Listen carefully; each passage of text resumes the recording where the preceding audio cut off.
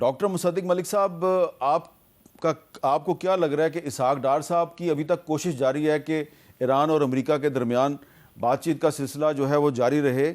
کیا کوئی middle ground ایسی بن سکتی ہے جس پہ کہ دونوں ملک بات چیت کے لیے راضی ہو جائیں؟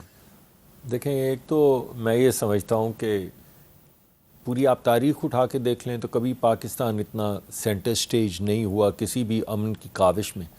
بالخصوص اگر دنیا کی سپر پاورز اس میں انوالوڈ ہوں تو کون پوچھتا ہے کسی کو بھی.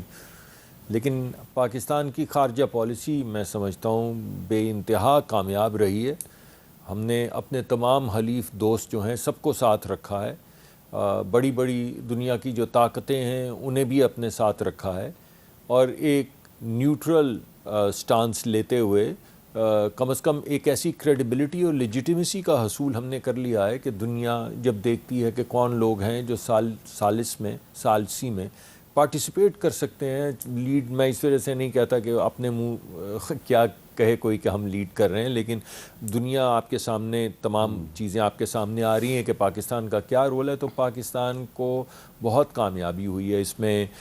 وزیر اعظم تقریباً روز ٹیلی فون پر ہوتے ہیں، تقریباً روز، مجھے یہ معلوم ہے، اور روز اس کو ڈائریکٹلی سپروائز کر رہے ہوتے ہیں. اسحاق ڈار صاحب جو ہیں انہوں نے شاید ہی کوئی دنیا کا لیڈر ہوگا جس سے کانٹیکٹ نہیں کیا اس کو آگ کو بھڑکنے سے روکنے کے لیے. تو ایک تو میں یہ کہنا چاہ رہا ہوں کہ یہ بڑی شاید غالباً پہلی مرتبہ اتنا بڑا رول پاکستان نے پلے کیا. اس سے پہلے کہا جاتا ہے کہ چین کے ساتھ جو دوستی امریکہ کی یا تعلقات بنے تھے اس میں بھی پاکستان نے ایک بڑا رول پلے کیا تھا. اس کے بعد اب یہ اتنا بڑا رول پلے کر رہے ہیں، مگر اس وقت تو صرف امن کی بات ہو رہی تھی. ابھی تو آگ جو بھڑکی ہوئی ہے، جو ہمارے گھر کی دہلیز تک بھی آ گئی ہے قیمتوں کی صورت میں، مہنگائی کی شکل میں، پٹرول کی قیمت کی شکل میں، اس کو بجھانے کی کوشش کی جا رہی ہے. تو میں اسحاق ڈار صاحب کو، وزیر اعظم کو، فیلڈ مارشل صاحب، سب کو جو بھی اس پروسیس کو سٹیئر کرتے ہیں، سب کو مبارکباد پیش کرتا ہوں. اچھا، اب دوسری بات، سوری میں صرف ایک منٹ دیکھیے، دوسری بات یہ ہے کہ آپ نے جو دوسری بات کی، کس حد تک آج سے ایک ہفتہ پہلے تو کوئی بات نہیں ہو رہی تھی، صرف ایک زبان بولی جا رہی تھی، اور وہ تھی میزائل کی، میزائل کے جواب میں ڈرون کی، ڈرون کے جواب میں جہاز کی، کہیں آگ کی، کہیں عمارت کے گرنے کی، کہیں کسی جنگی جہاز کو آگ لگنے کی. یعنی ماسوا قتل و غارت کے، خون کے، آگ کے، دھوئیں کے آپ کو کچھ نہ سنائی دیتا تھا نہ دکھتا تھا. اب آج اگر یہ گفتگو ہو رہی ہے کہ کون سے نکات ہیں، کس کے نکات ہیں، کون فاتح ہے، کون مفتوح ہے، یا درمیان کا کوئی راستہ ہے، تو یہ ایک بہت بڑی کامیابی ہے کہ آگ اور گولے کے بجائے، اور ایک بڑی کلیئر تھریٹ جو امریکہ نے دیا کہ ہم انفراسٹرکچر کو اب ڈائریکٹلی ہٹ کریں گے، جس کے جواب میں دیگر انفراسٹرکچر کو ہٹ ہونا تھا. تو اس کو تھوڑا ڈیلے کرنے میں، گفتگو میں نکات کی ڈسکشن کو لانے میں جو رول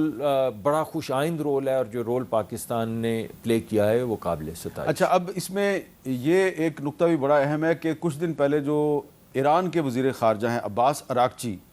انہوں نے ایک سٹیٹمنٹ میں پاکستان کی تعریف کی اور شکریہ ادا کیا، اور آج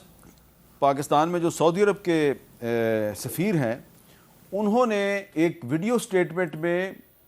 پاکستان کا جو کردار ہے اس کی تعریف کیا ہے. ذرا آپ کو میں سنوانا چاہتا ہوں علی ظفر صاحب، سعودی امبیسڈر کا جو سٹیٹمنٹ ہے اس کا ایک کلپ سن لیں. إنما تشهده المنطقة من هجمات نيرانية استهدفت المملكة العربية السعودية بقية الدول الخليجية الشقيقة يبعث عن بالغ القلق وتشكل انتهاكا واضحا للقانون الدولي ولمبادئ ميثاق الأمم المتحدة. وفي هذا السياق نشيد بالموقف المسؤول الذي اتخذته حكومة جمهورية باكستان الإسلامية وبمساعيها المتواصلة والحكيمة لاحتواء الأزمة والعمل على حلها بالطرق السلمية، بما يعكس التزام باكستان بدورها البناء في دعم الأمن والاستقرار الإقليمي. اچھا علی ظفر صاحب، انہوں نے ایک تو جو ان پر حملے کیے جا رہے ہیں ان کی مذمت کی ہے، لیکن ساتھ ہی ساتھ پاکستان کی جو سفارتی کوششیں ہیں اس کی بھی تعریف کی ہے. اب میرا بھی آپ سے یہی سوال ہے کہ ایران کے وزیر خارجہ بھی پاکستان کا شکریہ ادا کر رہے ہیں اور سعودی عرب بھی پاکستان کی تعریف کر رہا ہے. کیا پاکستان اس پوزیشن میں ہے کہ وہ امریکہ اور ایران میں بات چیت شروع کروانے کے لیے دونوں کو کسی کامن گراؤنڈ پہ لے آئے، کوئی ایسے نکات جس پہ کہ بات چیت ہو سکے؟ کیونکہ ابھی تک تو ٹرمپ صاحب جو کہہ رہے ہیں کہ ایران شکست تسلیم کر لے، ایران کہہ رہا ہے ہم شکست تسلیم نہیں کریں گے، ہم آپ کو شکست دیں گے. تو آپ کیونکہ انٹرنیشنل لا پہ بھی آپ کی نظر ہے، وہ کون سے ایسے 2-3 پوائنٹس ہیں جس پہ کہ ایران اور امریکہ کی بات چیت شروع ہو سکتی ہے؟ جی دیکھیں، سب سے پہلے تو ایک آپ پاکستانی کی چھوڑ دیں پوزیشن، پاکستان کی کیا پوزیشن ہے، آپ ذرا ایک انسان کے طور پہ سوچیں، اس دنیا کے باشندے کے طور پہ سوچیں، تو اس میں کوئی شک نہیں کہ جو جنگ شروع کی ہے امریکہ نے اور اسرائیل نے ایران کے اوپر، یہ ایک غیر قانونی اور ناجائز جنگ ہے۔ جی بالکل اسی طرح جس طرح جب پولینڈ کے اوپر ہٹلر نے حملہ کیا تھا تو چرچل نے کہا تھا کہ یہ دس از اے ٹریچرس وار، دس از اے امورل اینڈ الیگل وار، یعنی کہ یہ غیر قانونی اور ناجائز اور غیر اخلاقی ایک اٹیک ہے۔ بالکل اسی طرح جس طرح آپ کو یاد ہوگا جب جاپان نے حملہ کیا تھا امریکہ پہ تو امریکہ نے کہا تھا کہ دس از اے ٹریچرس اٹیک، یعنی کہ یہ بدنیتی پہ مبنی ایک حملہ ہے۔ میں یہ سمجھتا ہوں ایک اس دنیا کے باشندے کے طور پہ کہ یہ جو ایران کے اوپر حملہ کیا گیا ہے اسرائیل نے اور یو ایس اے نے، یہ ایک ٹیررسٹ اٹیک ہے قانون کے مطابق۔ اب وہ الگ بات ہے کہ قانون جو ہے اس وقت بین الاقوامی قانون وہ کتنا اس وقت نافذ ہو رہا ہے اس دنیا میں، اس پہ بات کرتے ہیں، لیکن اس میں کوئی شک نہیں کہ یہ غیر قانونی جنگ تھی۔ اب آپ کا سوال یہ تھا کہ اس سچویشن میں جہاں ایک غیر قانونی جنگ چل رہی ہے اور حملہ ہو رہا ہے اور ایک ملک اپنے آپ کو ڈیفینڈ کر رہا ہے، اس میں خواہش کیا ہونی چاہیے سارے ممالک کی اور کیا کوشش ہو سکتی ہے پاکستان کی؟ خواہش تو بڑی سمپل اس کا جواب ہے کہ خواہش سارے ممالک کی یہی ہے کہ جنگ بندی ہو، کیونکہ اس کا امپیکٹ جو ہے، اس کا جو اثر ہے وہ بہت دور تک ہر اکانومی پہ، ہر ملک پہ ہے، نہ صرف پاکستان بلکہ جتنے خطے کے ملک بلکہ یورپ تک اور لیٹن امریکہ تک جتنے ممالک ہیں، افریقہ میں جتنے ممالک ہیں، ان سب پہ اس کا بہت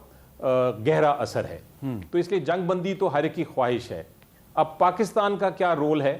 میرا خیال ہے کہ پاکستان کی جو فورن پالیسی ہے اس وقت، جس پہ اس وقت ہندوستان بھی بڑے ناراض ہے ہمارے سے اور جیلس ہے،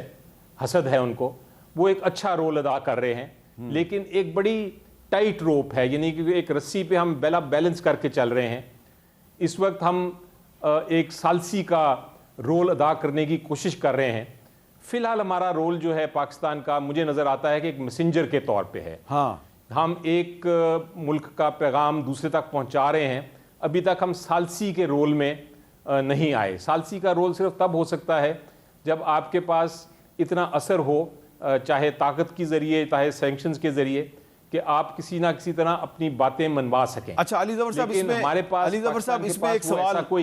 علی ظفر صاحب ایک سوال بڑا اہم ہے اس میں۔ جی، آپ نے بالکل درست کہا کہ ثالثی کی بجائے ہم ابھی تک میسنجر کا کردار ادا کریں، کیونکہ اس میں ایک جو فریق ہے اس پورے کانفلکٹ کا، جو مین فریق ہے اسرائیل، اس کے ساتھ تو ہمارے ڈپلومیٹک ریلیشنز ہی نہیں ہیں، ہم تو اس کے ساتھ بات چیت بھی نہیں کر سکتے، تو ہم اس میں میڈیشن تو نہیں کر سکتے، ہم تو صرف فیسیلیٹیشن کر سکتے ہیں۔ تو اگر ہم امریکہ اور ایران کے درمیان بات چیت شروع کروا دیں تو کیا یہ بھی ایک بہت بڑا بریک تھرو نہیں ہوگا؟ جی دیکھیں، یہاں اب جو ہر ایک کو پتہ ہے کہ جو اسرائیل کا مقصد تھا اس جنگ کے لیے اور جو ہے وہ تو یہ ہے کہ وہ ایران کو، رجیم کو تبدیل کریں اور اپنا اثر رسوخ ایران میں پھیلائیں اور اس خطے میں ایک بحران ہو، ایک کیوس ہو، ایک شدید قسم کی لڑائی ہو مسلمان ممالک میں۔ یہ ایجنڈا ہے اسرائیل کا، اور یو ایس اے کو انہوں نے ایک طرح سے ٹرک کر لیا ہے، ایک طرح سے دھوکہ دے کے ان کو اندر لے آئے ہیں، اور اب امریکہ باہر نکلنا چاہتا ہے، اسرائیل جو ہے وہ نہیں چاہتا کہ کسی قسم کی نیگوسیشن ہو۔ لیکن میری نظر میں جو میرا اندازہ ہے وہ یہ ہے کہ اگر کسی وقت امریکہ اس جنگ سے باہر نکل جاتا ہے اور وہ سمجھوتا کر لیتا ہے تو پھر اسرائیل کے پاس یہ گنجائش نہیں ہوگی کہ وہ یہ جنگ اکیلی لڑ سکے، کیونکہ وہ یہ جنگ لڑ رہا ہے جو اثر رسوخ اور جو طاقت ہے امریکہ کی اس کے بیس پہ۔ تو اس لیے میرا خیال ہے کہ اگر پاکستان یا باقی جو ممالک ہیں وہ کوشش کر کے کسی نہ کسی طرح ایک جنگ بندی تک آ جائیں، اور بے شک لانگ ٹرم اس کی سلوشن جس کا بھی ہم ڈسکس کریں گے کہ کیا ہونی چاہیے، میرا بھی ایک اندازہ ہے جس کو میں ذکر کروں گا، لیکن اگر اس سلوشن تک پہنچ سکیں، اس حل تک پہنچ سکیں، تو میرا خیال ہے کہ پھر اسرائیل آگے نہیں چل سکے گا. اچھا وہ جو آپ کہہ رہے ہیں کہ جنگ بندی سیز فائر تک ہم پہنچ سکتے ہیں,